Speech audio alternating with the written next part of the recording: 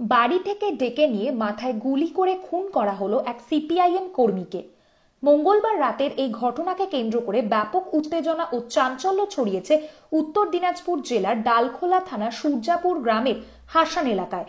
মৃত সিপিএম কর্মীর নাম গুরুচাঁদ রায়, বয়স 55 বছর। দুষ্কৃতীদের খোঁজে তল্লাশি চালানোর পাশাপাশি পুলিশ ঘটনার তদন্ত শুরু করেছে।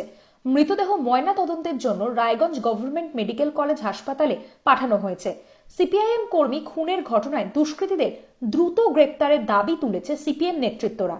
স্থানীয় সূত্রে জানা গিয়েছে, ডালখোলা থানার সূর্যাপুর গ্রাম পঞ্চায়েতের হাসান গ্রামের বাসিন্দা গুরুচাঁদ রায় দীর্ঘদিন ধরে ভারতের কমিউনিস্ট পার্টি মার্ক্সবাদী সদস্য ছিলেন। সাধারণ গরিব কৃষক গুরুচাঁদ বাবু মঙ্গলবার রাতে নিজের বাড়িতেই রান্না করছিলেন। সেই সময় মোটর বাইকে এসে বাইরে থেকে দুজন দুষ্কৃতী তার নাম ধরে ডাকাডাকি করতে থাকে। বাড়ির এক আত্মীয়া গুরুচাঁদ বাবুকে জানালে গুরুচাঁদ বাবু বাইরে আসতেই দুষ্কৃতীরা খুব কাছ থেকে তাকে লক্ষ্য করে গুলি চালায়। মাথায় গুলি লেগে লুটিয়ে পড়েন সিপিআইএম কর্মী গুরুচাঁদ রায়। ঘটনাস্থলে মৃত্যু হয়েছে তার। দুষ্কৃতীরা গুলি করেই পালিয়ে যায়। ঘটনার খবর পেয়ে ছুটে আসে ডালখোলা থানার পুলিশ। অমৃত রায় নামে এক আত্মীয় জানিয়েছেন, গ্রামের কোনো গন্ডগোল থেকেই এই খুনের ঘটনা হয়েছে বলে তার অনুমান। মৃতের পরিবার ও সিপিএম নেতৃত্ব দ্রুত দুষ্কৃতীদের গ্রেপ্তারের দাবি জানিয়েছে। পুলিশ দুষ্কৃতীদের খোঁজে তল্লাশি অভিযান চালানোর পাশাপাশি ঘটনার তদন্ত শুরু করেছে।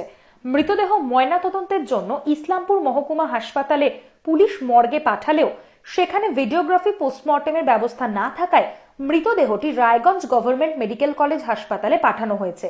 বুধবার রায়গঞ্জ গভর্নমেন্ট মেডিকেল কলেজ হাসপাতালে মর্গে গুরুচাঁদ রায়ের মৃতদেহ ময়নাতদন্ত করা হবে।